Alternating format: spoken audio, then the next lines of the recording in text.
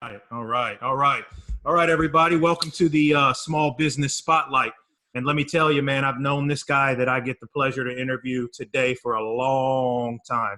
And he does so many different things, man. And he's so good at so many different things that I had to bring my partners on to help me with this one. My buddy Erich, man, my partner in crime, and my partner in crime, Tyler. And we get the pleasure of chatting with my boy, Chad Sparrow. Chad, how you doing, buddy? Good, Drew. How you doing, man? Man, I am doing better than I deserve, brother. Better than I deserve. So you and I go way back, man. At least what, 30, maybe 20. I'd say, it's got to be 25 to 27 at least. We talk late high school for me. Yeah, man. And I think you were senior maybe when I met you, probably somewhere along that stuff. Yeah, it's been a few years. A little, definitely. We got on a different path than we expected we would back then, man. So Yes. do me a favor, man, and tell everybody who's watching and doesn't know you what businesses you run right now, man. Sure. So I currently have two commercial construction companies that we've had for 10 years.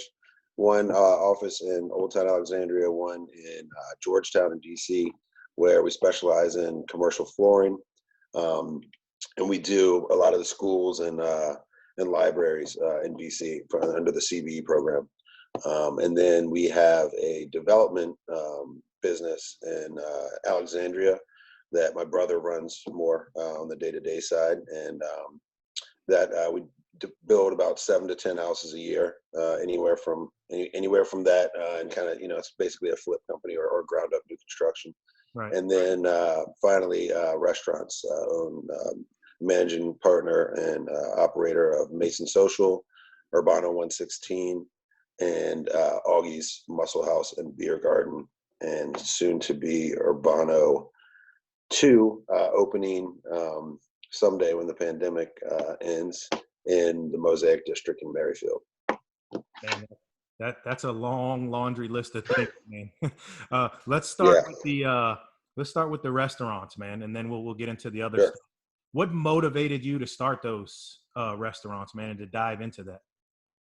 So, from back in high school, I took the culinary programs. I've always loved to cook. It's always been my thing. I worked in restaurants. Then I went to culinary school, went to Johnson & Wales in Charleston, South Carolina, graduated there, worked as a chef. I was at Clyde's. I was at the old, I don't know if you remember the Keybridge Marriott, the View Steakhouse on the top. That was my first fine dining chef experience there. And then I kind of switched and worked, on kind of all sides of the restaurant. And I kind of realized that I didn't really enjoy working nights and weekends all the time and not making much money. So I said, you know what, I'm gonna pivot, and I got into construction. And we were fortunate enough to do well, and got an opportunity to get back in the restaurant business from ownership side, and so didn't hesitate to jump at that opportunity. And we've been open at Mason Social 5 years now. Just had our 5-year anniversary in February, and from there, it's kind of pivoted, and we've had the opportunity to open Urbano 116 and Augie's as well. That's awesome, man. That's a huge success story. So I got a question that I kind of want to ask, and I didn't throw this one at you earlier, so this is kind of like a curveball. But how has your routine kind of been interrupted during all of this stuff, man? Because we were supposed to meet last week, and you had to do some daddy daycare things, so we had to rearrange this. How's your routine jacked up, man? It's it moves back and forth, but I go in the office sometimes. I'm home a lot more, and then I'm still going in the restaurants and cooking. So I'm just kind of all over the place. I'm really just trying to come up with new ideas, new things that I can do to make more interesting, or something that's different at the restaurants that'll really make people interested, and try to get some revenue going in times when we can't have anybody actually go into a restaurant. So that's awesome, guys. Tyler, Erich, you got anything? So I'm sitting there, man. I'm thinking that, and I'm seeing how successful you've been over the years. Just adapting and overcoming and really just using your passion to continue to grow your business. Now, let me ask you, like, what inspires you? Like, I know that you say your passion is just, cooking and creating, like, just making new creations. So tell me, where do you get your inspiration from that drives you to continue to grow your business? I'd say the most is I like seeing, kind of proving to myself that I can do something more. Like, that's my number one thing, and that's why I think I'm always kind of on moving, pivoting and adjusting and doing more and more, where it might seem a little crazy as how many restaurants want to open. But I think it's really about the creative side for me. It's that drives me, just being able to say, hey, I can. You're gonna have thousands and thousands and thousands of people eat, the food you created, the atmosphere from building it, from doing the design, and all the, like crazy stuff. Like when we were building out Augie's, we took like beer bottles that we'd get from all the restaurants. We broke them. We had a guy form them. Into panels, basically, so clear panels, and then put lights on the back of them. So it's fun. You do a lot of creative stuff, and when you see that vision really come, and is like a physical place that people are going to, and trying everything that you've done, it definitely is rewarding. That's outstanding, man. I love that. The fact that you're able to just see something in your mind and put your heart and soul into it and make it into a real creation. That's really awesome. I know, Ty, I know you. Hungry Hippo is sitting on the side right now.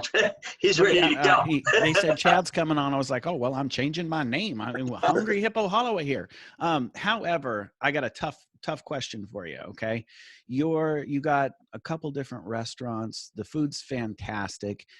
Honest. You can be honest with us right now. What's your favorite cuisine to cook? Mexican, for sure. I knew it. Yeah. I'm not Mexican, but I love Mexican food, man. Those we guys have so many got tacos at Mason Social because we started at Mason Social, and so that was kind of the first outlet. And then, Urbano is. We had another chef that we brought on, Chef Alam from Mexico, and he was great, amazing chef. But we pivoted because I think it was just a little too soon for Alexandria to completely understand the real, it's really authentic Mexican food, and the American palate. When you hear Mexican food, it's fajitas, burritos, and it's not crickets and cactus. So we had to pivot, and then I redid the whole menu. So unfortunately we had just relaunched kind of a little bit of a new design and a complete new menu in February, I guess it was February 10th or something like that, February 15th. So we were just kind of hitting our groove when this whole thing just boom. And so it's really been a disappointment, obviously. Yeah. So that leads right into the three questions I ask all the guests. I ask them the same three questions. So how did this pandemic directly affect your business? I mean, the restaurant business got hit pretty hard, but how did it directly affect you? Well, the restaurant business, we were the front lines. First people kind of that were really, really affected, and it's a trickle up effect instead of a trickle down effect with this thing. It seems like a lot of times when you have an economic crisis like this, it usually starts at the top and kind of flows downhill. This is kind of the opposite from the way that I would spin it. So I think the first thing that I did was to say, we're not going to be a casualty. We're not going to be the guys that come out of this and are in debt and aren't going to make it, and going to leverage my house and to put all this stuff in. We're just going to go at this the best way we can, and going to see what we can get. From a operations standpoint. Unfortunately, not unfortunately, but unfortunately, in this situation, Augie's is huge. It's 7,400 square feet. Urbano is 4,000 square feet. So I'm not operating 300 square foot, walk-in takeout. So it's a big difference in terms of revenue when you're dealing with, hey, now all you guys can do is to-go food. So it's like, if let's say this never gets back to normal, which 100% it will get back to normal eventually. It might be a while, but if it never did, Mason Social would be the only one that I think I could actually pivot with maybe a little bit of renegotiation and operate just because of the size and the overhead as a to-go takeout market type spot. The other one's it's just not sustainable in spots that high with rent that, is obviously not cheap on King Street. Yeah, that's right in the heart of Old Town, man. Both Augie's and Urbano are right on King Street. So Yep.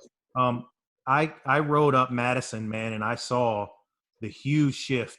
And I mean, this is like you pivoted, like it all you traveled when you did this one, man. Like you turned it into a market, right? You turned social into a market. Can you tell us first off, when did you decide that was going to be what to do? And then give us an idea of what's in there and what people can get from that place. Well, so just to pivot into that a little bit, the first thing, right when this happened, we tried to do takeout just out of Augie's initially, and it just wasn't working. We just weren't seeing any reasonable numbers. I basically had to furlough 137 people from the restaurants alone. So once that happened, I kept 4 people maybe, just to try to operate that market. And then we kind of realized after a week, we said, hey, you know what, this market is, or this area is not as like well-traveled and much of a neighborhood as Mason Social is. So, and just like Urbano, which we've now reopened as well, but we're not open at Augie's, but we decided to move it to Mason. And once we moved over there, my first thing was everybody thinks everything is closed. So how do we tell people that we're open, right? What can we do? What kind of dog and pony show can we do here to make You come in the lab, man. You come and talk to us in the lab. We'll let everybody know that you're open. And so we set up a tent outside, and I said, hey, let's grab this shelf. Why don't we start selling, items like they're hard to find that we can get: chicken, produce, meats, toilet paper, sanitizer, gloves, that type of thing that we, have access to, ordering, from distributors and stuff like that. So I figured, why not add things like that? And then we started adding different items like, different sauces or dips and to-go stuff that really kind of meets that, hey, let me walk up, grab something and keep moving, but then also offering most of the menu that we usually have at Mason Social. So that was kind of where the idea came from. I went out and bought 2 big Bluetooth speakers and just crank music outside, put the tent up, put all types of signs. We are open on every corner, and just made it, so people know. And that's the same thing we've got going on in Urbano. Got the windows open, got music blasting outside, and all types of signage all over the place. So I think that's a real big key. And I've noticed that there's a few other guys that are doing that as well. But then when you, especially in Old Town, if you go on the lower block and kind of the mid block, everybody assumes you're closed unless they can see something from the outside. And so I noticed like some of the other guys, just like the doors cracked or just a chalkboard, and I was like, there's no way that's enough. So I think we've seen a massive difference from the walk by traffic, just because we catch the eye of people, and they I think kind of gravitate to it. And hey, who doesn't want a margarita to go, right? That's right. Hey, I got a question for you, man, because I wonder, right? So you have all this restaurants, and in order for you to run an effective business, you have to have the right people to run it with you. So how has your perspective and leadership changed during these times, right? Because you're dealing with the business aspect of it, and you also have to take care of the humans that are your family, right? So tell us a little bit about how you have been able to shift and adapt to taking care of both your business and your people. Sure. There's a couple things that I did. Number one, I kept our accountant, bookkeeping, she's like our controller basically, on full time to work on nothing but chasing after any of the PPP loans, the assistant loans, things like that. So I kept her on full time with no other focus other than that. So she was so on top of it, and through our relationships, we got the first round in all the restaurants on PPP. So we were really lucky to have a good relationship with some banks, and but we shopped it out to 7 banks, and I think it was all about timing with that. And it was kind of like whoever's going to be the first one kicking down the door is going to get those loans, and hopefully now they've released more money, everybody else gets them, I hope. But I think we were fortunate in getting that, and I think it was something like 5 or 7% of restaurants actually got it. So that was a good thing, because we were able to get all our employees back on payroll now. So now I've got people, we got people working from home, putting together schedules. We got, random come-ins where we're doing like deep cleans, and then we have rotating staff. So, we'll switch it up. You just don't need that many people in the restaurant. Also, we don't want to gather tons of people together either. So it's like, we'll have 3 guys in the kitchen and, 2 or 3 guys up front. And that's all we need right now for both Urbano and Mason Social. So, we've been fortunate in that aspect. Also jumped on talking to all my landlords, and reaching out to them, kind of making sure that we're communicating that and not just going, hey, we're not going to pay you, but also, we're like, yeah, I'm not going to go broke, because what's that going to do, paying rent when we can't operate? And then, it'd be worse, because then I won't be able to give anybody a job when we do open back up. So we were able to talk to them now with the PPP loan. We're going to be able to start paying them here in May. So, we got really fortunate to get all those loans, and now we, have a little bit of revenue coming from working at Mason and Urbano. And, it could be worse. I mean, I think a lot of people are in a lot worse position than we are. So I think we're definitely happy about that. And we're just waiting for this thing to get back to normal. Oof, the new normal, right? Because this, like, I don't think we're ever going back to normal used to be. I think at some point, but it might be a year from now. I mean, I think it's, they're going to phase it out. We're going to have social distancing stuff when it comes back. I'm assuming it's going to be, probably we have to separate tables, or probably 30-40% occupancy type deal when we reopen, until we see that everything's kind of staying the course, and then it'll kind of, I think, expand from there. And I think it will eventually get back to normal. I'm optimistic. That's great. All right. I'm optimistic with you, man. I'm pushing for you. Ty, you got anything over there, or I saw you unmute? Hey, no, I just He was looking at his website. I love how you're changing things and making it through. And I know that you're also a family guy, so you've had an opportunity to spend a little bit more time with the family. How is that going? How is everybody at home? I know you got little ones at home, and you're trying to run multiple businesses and keep that going. How do you keep all that straight? Wife's amazing. Yeah, my wife is just amazing. Hey, listen, in the background. We need to see her. If you got the kids and the family there, they can come on too. Yeah, I set that up perfectly so she can take a bow. Let's see the bow. There we go. Everybody's welcome on the lab. There you go. There we go. So, yeah, no, it's been the hardest part is we just moved, and we're getting ready to do a massive construction job and move out again. So we're in this really, really small house with 2 kids and 2 dogs, and then this hit. So now we have to be in the house even more, and it's interesting. I'm ready to move out. Yeah. I'm ready to start construction and get going. So it's a total of, I think, 1,100 square feet. But it's like part of it's not even living space. It's pretty small. Well, we appreciate your culinary genius. So to the wife there in the background, we all thank you for supporting, and thank you for all that you do.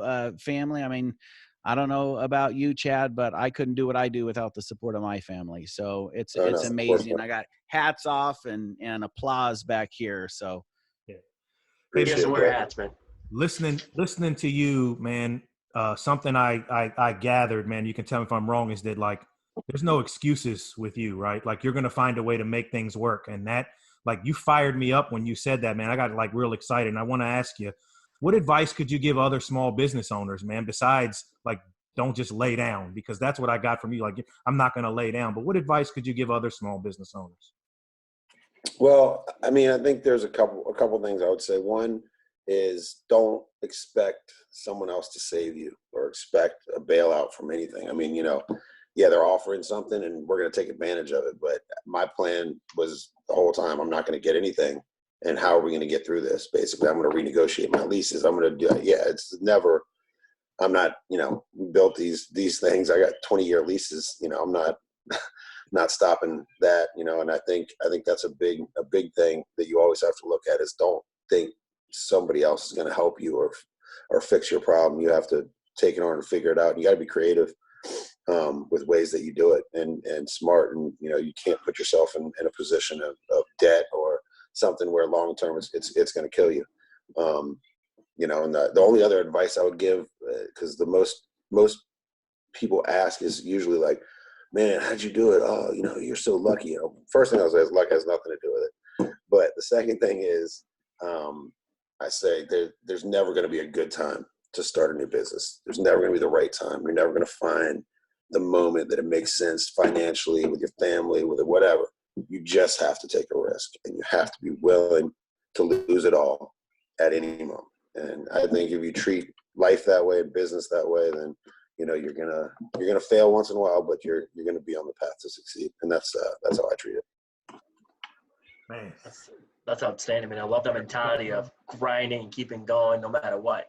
That's how we all win as humans, man. Just we know that we're gonna fall, dust off, and keep going. So that's a great mentality to pass on to the people you work with, and great mentality to have for yourself. I'm sure the kids are learning. Yeah, trying. But no, it's it's I think it's the only way to think, personally.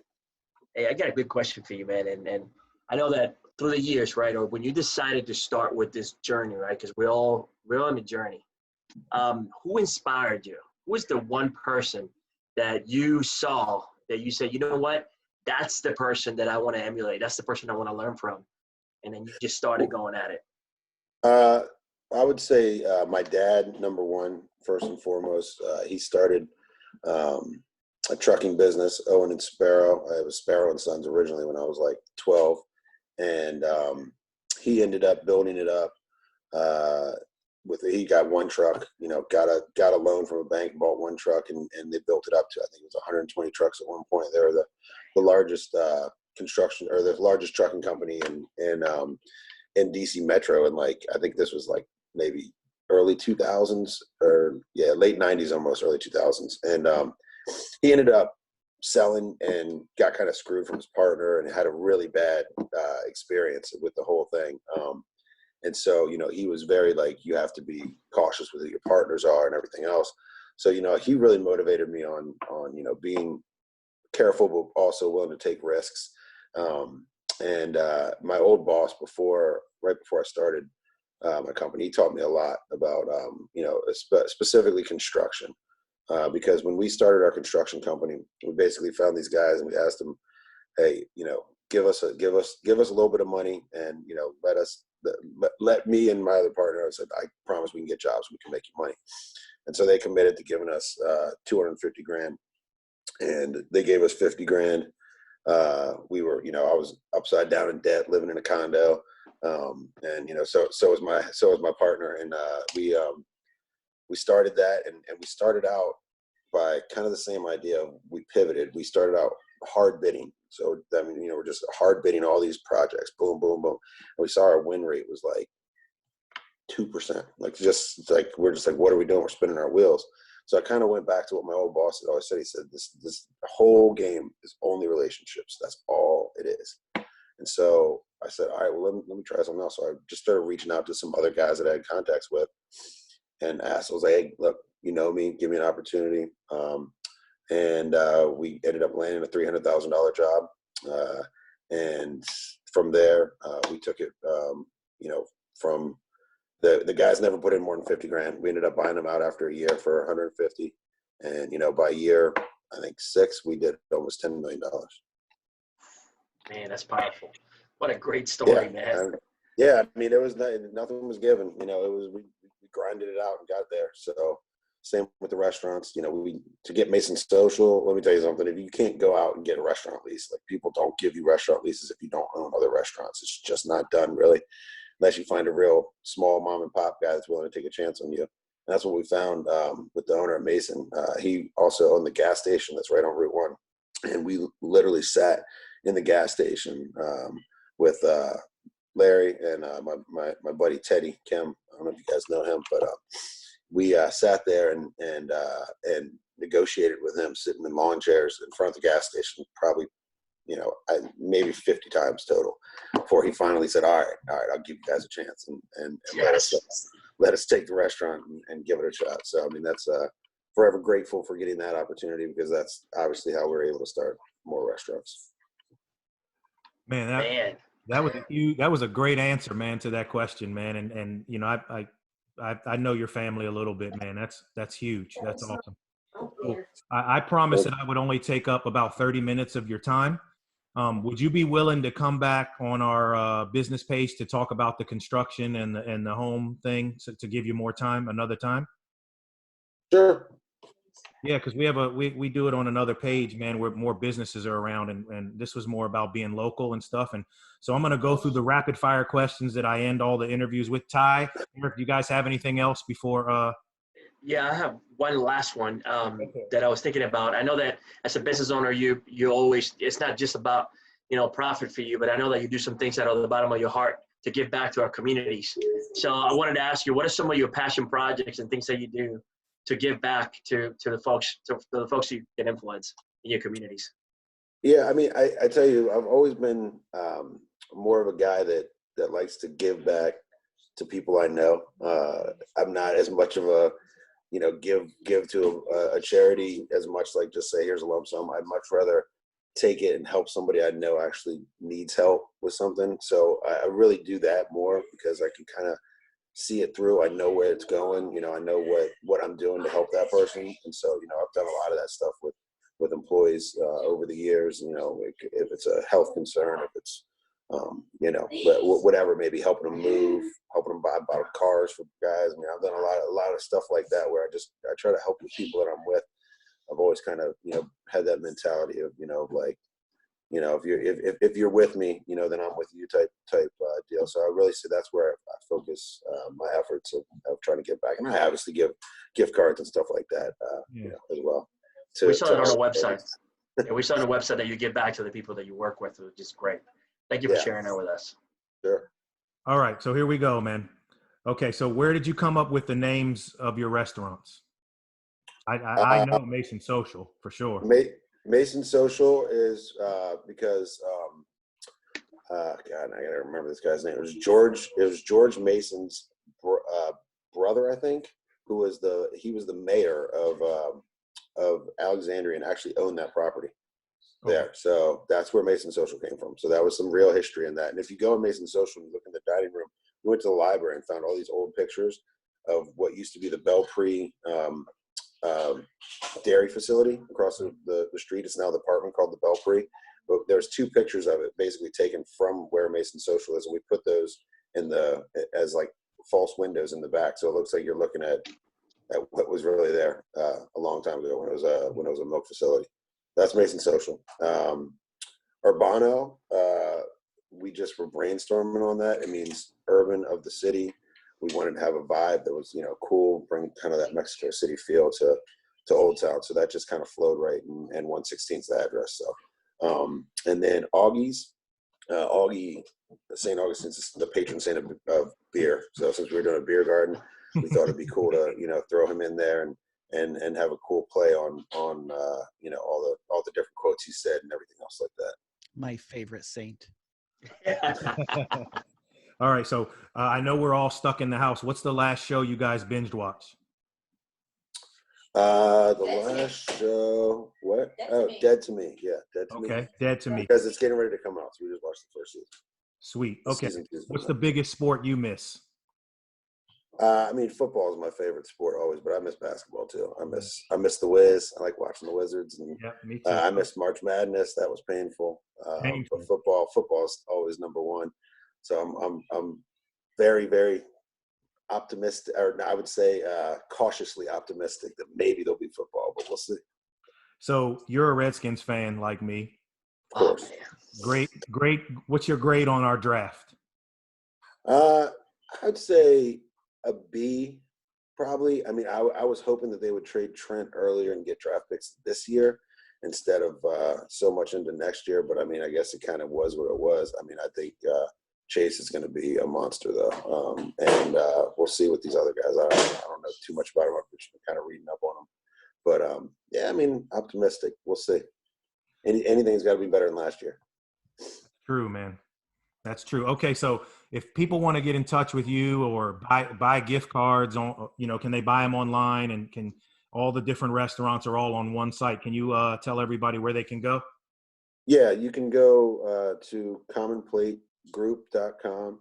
To access any of them, you can also go to mason-social.com, eataugies.com, or urbano116.com. We are on Uber Eats, Postmates, DoorDash, and online ordering on all the websites as well. You can purchase gift cards through the website or by calling. We appreciate any support. Yeah, man. You guys got anything else? Erich, Ty, anything else before we wrap up? No, man, Chad, I just want to say thank you for spending time with us and just being, truly honest about your story and sharing your success with us, because I think that we all could learn something from you. So thank you for spending some time with us. Absolutely. Absolutely. Glad to do it. Thanks for having me. Yeah, man. All right. Yeah, Chad, have a good one. Appreciate it, man. I'm excited to see what you continue to come up with, and can't wait to where I can actually get in the restaurant again. I know my youngest, he's 7. He's like, we need Mexican food, Dad. How we gonna live without Mexican food? I'm like, I don't know. This is crazy. So looking forward to making it back in there. So good to talk to you, man. I appreciate it. Thank you. Thanks, guys. All right. Thanks,